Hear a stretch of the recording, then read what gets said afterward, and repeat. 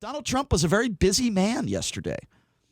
He did a interview with CBS a few days ago. He also did, I guess you could call it a press conference in front of the Rose Garden. They called it a coronavirus press conference. We'll get to that coming up with Doug Basham in hour number 2. But I want to start with the stuff that I have criticized Trump the most for in the last few weeks. And that is the fact that this man has no empathy for others, in this case minorities. And he just doesn't understand what the Confederate flag means and how it's so hurtful to African Americans. Well, he did an interview with CBS, which surprised me a little bit. But I think one of the reasons why he did this interview is because it was with Catherine Herridge. Now, if you're a Fox News fan, you know who Catherine Herridge is. She spent a lot of time on Fox News for a number of years. And now she is an investigative reporter for CBS. So he sits down with her, and I don't know. You try to get inside this guy's head. I don't know why he did the interview. But he did it anyway, and she asked some very appropriate questions. And one of those questions is your thoughts on the Confederate flag. Now, the reason why she asked that question is simply because Donald Trump defended the Confederate flag on social media a little over a week ago. NASCAR, if you recall, banned the Confederate flag. Any reasonable human being that is not a racist, anybody who is reasonable, would tell you this isn't about freedom of speech or freedom to say whatever you want. It's about a flag that is simply hateful. It's about a flag that represents racism, bigotry, and slavery. And it should be offensive to anybody. You don't have to be black to be offended by the Confederate flag. It's very simple here. So NASCAR decided to do that, and then Donald Trump, attacked NASCAR for banning the Confederate flag. That's exactly what he did. So Catherine Herridge interviews Donald Trump from CBS and asks Donald Trump his thoughts on the Confederate flag. Have a listen to this. President Trump, back in 2015, you said the Confederate battle flag belongs in a museum. Do you still believe that? All I say is freedom of speech. It's very simple. My attitude is freedom of speech. Very strong views on the Confederate flag. With me, it's freedom of speech. Very simple. Like it, don't like it, it's freedom of speech.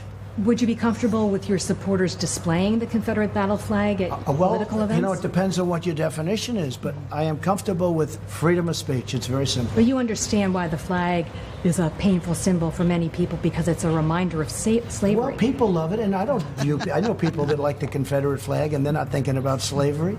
I look at NASCAR. You go to NASCAR, you had those flags all over the place. They stopped it.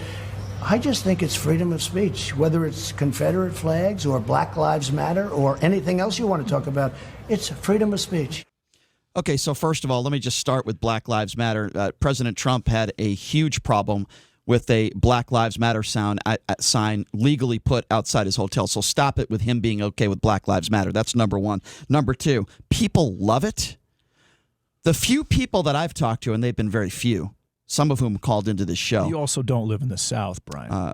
I thank God I don't. Thank God I don't. There are a lot of people that live in the South that look at the Confederate flag as a sense of Southern pride. And President Trump is right. Mm-hmm. They don't think about slavery with it. Okay. Obviously, well, it means different things to different people. So I understand that angle as well. Okay. Well, he said people love it. He failed to show his opinion on the Confederate flag. Failed to give an opinion on it. He failed to say anything why it would be understandable that minorities have a problem with the Confederate flag. Failed to give an opinion on that, to be understanding. He said people love it, and he said, well, it's about freedom of speech. And then he gave a bunch of BS talking about Black Lives Matter because, as you know, when de Blasio gave the okay for a Black Lives Matter sign to be put on a street in front of his hotel, Donald Trump lashed out on the Sean Hannity show about it. So he is lying. I'm sorry, I have a huge problem with this. And I think every American should. And I don't care if you're black, white, yellow, green, purple. I don't care what the color of your skin is. The President of the United States is asked about the Confederate flag. His response was, well, freedom of speech. People love it. That's your president. That's my president. And I think that's very, very sad that is his response to it. All the man had to say was, while I am for freedom of speech, I understand why it is a painful reminder to some people. But the president didn't do that. He couldn't say that. He couldn't come to terms with saying that. Even that would be reasonable. But he decided not to do that. And that is an issue. And then the subject of African Americans and law enforcement. I want you to listen to this because Catherine Herridge was asked Donald Trump about police killing black people. Have a listen to this exchange. Let's talk about George Floyd. You said George Floyd's death was a terrible thing. Terrible. Why are African Americans still dying at the hands of law enforcement in this country? And so are white people. So are white people. What a terrible question to ask. So are white people. More white people, by the way. More white people. Okay, so here's my response to that. First of all, it wasn't a terrible question. It was a terrible answer. Let me give you facts. Now, when the president says white people are shot by police, sure, he's right. White people are shot by police. African Americans represent 13% of all in the United States of America. Yet, for every million, 31 black people are shot to 13 white people. That is almost 3 times more likely if you are an African American to be shot. For unarmed African Americans, 14.8% chance of getting shot compared to 9.4% for white people. And let me remind you, they represent only 13% of those in this country. For the president to immediately respond to a question by saying, well, so do white people, is so outrageous. It's so insane. It's so ridiculous. How does anybody defend this at this point? And listen, I'll go to the other Brian, side. your stats are wrong. What do you mean my stats are wrong? African Americans are more like per capita per 100,000 people. African Americans are more likely to commit. How are my stats wrong? A crime. We're not talking twice about crime. as many times as a Caucasian. How are my United stats? States. Okay, you started the sentence by saying my stats were your wrong. fact, yes, there are more. Obviously, there's a higher population of Caucasians. So Caucasians will clearly, they will die at the hands of the police, at a higher rate. But African Americans are committing significantly more crimes than than Caucasians. So are. what did I say in my stats that were wrong? So what's wrong here is that when dealing with a police officer after a crime has been committed, a Caucasian is more likely to be killed by a police officer because Caucasians do not, on a per capita basis, commit as many crimes as African Americans so you're do. talking And those about, numbers are according to 2018. So you're talking about now, one crime that Caucasians do commit at a higher rate than African Americans is public drunkenness and DUIs and crimes that involve getting intoxicated in public. Okay, or drinking too much. I understand what you're saying, but you're talking about crime. So I'll ask you again. According to the Department of Health and Human Services, I'm not making these things up out of thin air. You're talking about crime. Every specific case is different. All I am simply stating, and it is a fact, according to the Department of Health and Human Services, okay, per million, 31 black killed, 13 white. Now, if you want to talk about crime, that is a separate entity.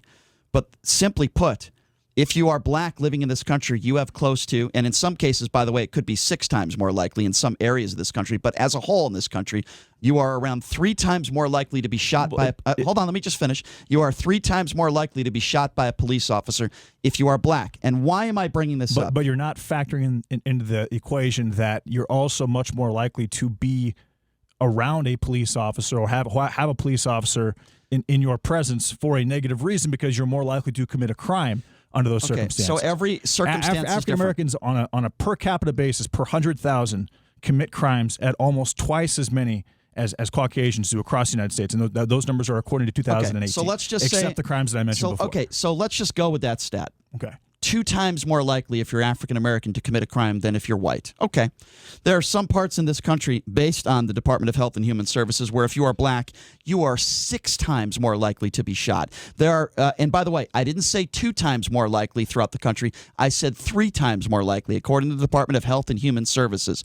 Even if those stats are true with what you are saying, it still doesn't add up. And why am I bringing this up? Why are we talking about this right now? Well, I'll tell you why. Because when the president was asked about it, he didn't answer. Hold on, let me just trying to paint Donald Trump out as a racist. Let me just finish. Let me just finish. He didn't answer the question the way you answered it because he has no idea what he's talking about. Even if he did that, I would say, all right, let's look into that.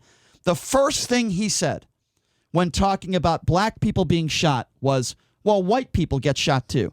That is ignorant, and it is a stupid response. He has no idea what he's talking about. Now, there are issues, and there are reasons, I'm sure, why African Americans are being shot at a much higher rate than people who are white. And maybe that's one of the reasons.